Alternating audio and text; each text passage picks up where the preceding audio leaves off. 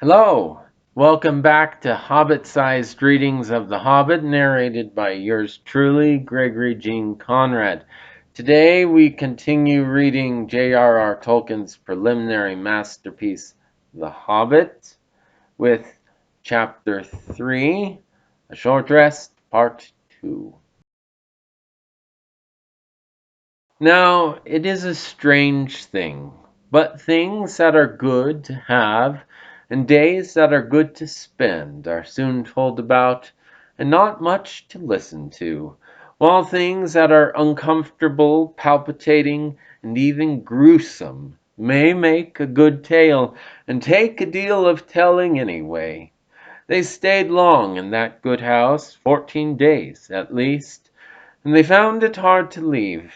Bilbo would gladly have stopped there forever and ever, even supposing a wish would have taken him right back to his hobbit hole without trouble. Yet there is little to tell about their stay. The master of the house was an elf friend, one of those people whose fathers came into the strange stories from before the beginning of history, the wars of the evil goblins and the elves, and the first men in the north. In those days of our tale, there were still some people who had both elves and heroes of the north for ancestors, and Elrond, the master of the house, was their chief.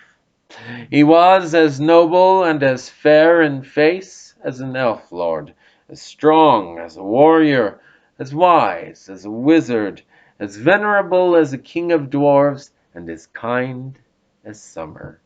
He comes into many tales, but his part in the story of Bilbo's great adventure is only a small one, though important, as you will see, if we ever get to the end of it. His house was perfect, whether you liked food, or sleep, or work, or storytelling, or singing, or just sitting and thinking best, or a pleasant mixture of them all. Evil things did not come into that valley. I wish I had time to tell you even a few of the tales, or one or two of the songs that they heard in that house. All of them, the ponies as well, grew refreshed and strong in a few days there. Their clothes were mended as well as their bruises, their tempers, and their hopes. Their bags were filled with food and provisions, light to carry, but strong to bring them over the mountain passes. Their plans were improved with the best advice. So the time came to Midsummer Eve, and they were to go on again with the early sun on Midsummer morning. Elrond knew all about runes of every kind.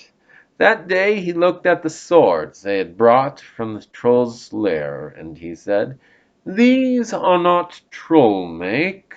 They are old swords, very old swords, of the high elves of the west my kin. They were made in Gondolin for the goblin wars. They must have come from a dragon's hoard, or goblin plunder, for dragons and goblins destroyed that city many ages ago. This Thorin, the runes name Orcrist, the goblin cleaver. In the ancient tongue of Gondolin, it was a famous blade. This, Gandalf, was Glamdring, Foehammer, that the king of Gondolin once wore. Keep them well. Whence did the trolls get them, I wonder?" said Thorin, looking at his sword with new interest. "I could not say," said Elrond, "but one may guess that your trolls had plundered other plunderers, or come on the remnants of some old robberies in some hold in the mountains. I have heard that there are still forgotten treasures of old to be found in the deserted caverns of the mines of Moria, since the dwarf and goblin war." Thorin pondered these words. "I will keep this sword in honor," he said. May it soon cleave goblins once again. A wish that is likely to be granted soon enough in the mountains, said Elrond. But show me now your map. He took it and gazed long at it, and he shook his head.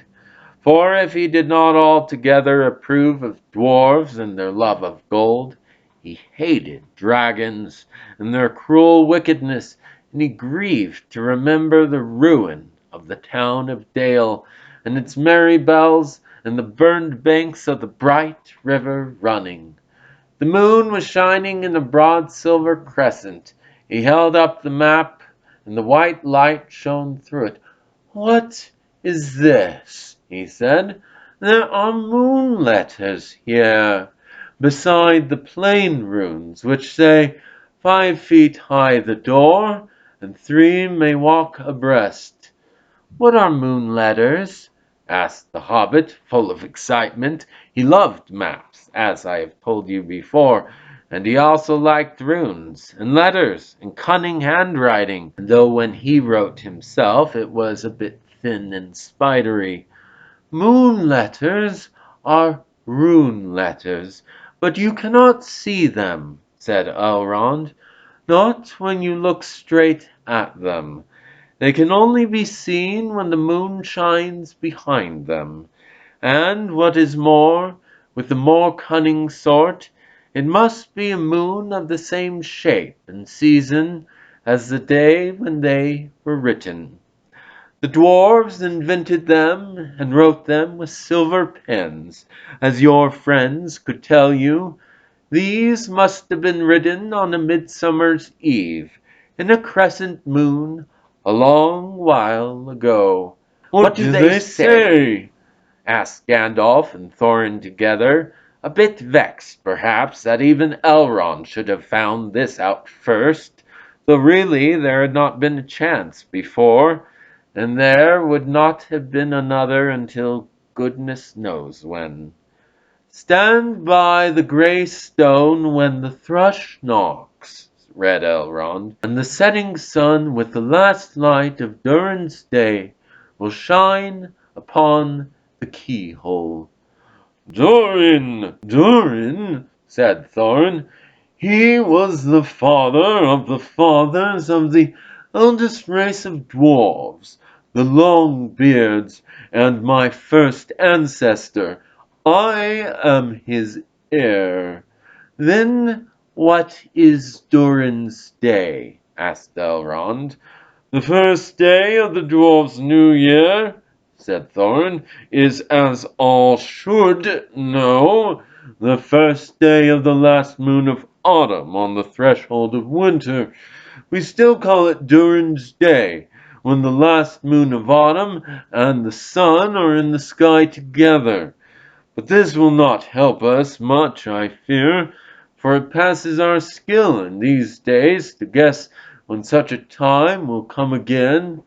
"That remains to be seen," said Gandalf. "Is there any more writing?" "None to be seen by this moon," said Elrond, and he gave the map back to Thorin. And then they went down to the water to see the elves dance and sing upon the midsummer's eve. The next morning was a midsummer's morning as fair and fresh as could be dreamed. Blue sky and never a cloud, and the sun dancing on the water. Now they rode away, amid songs of farewell and good speed, with their hearts ready for more adventure, and with a knowledge of the road they must follow over the misty mountains to the land beyond. That's it for today. Join us next time as we continue to bring some Tolkienian cheer to your quarantine despair with The Hobbit Chapter 4, Over Hill and Under Hill, Part 1. Until then, Pelo Nalu Ilais Engalad Gwil Lin. May the leaves of your life tree never wither. See you soon.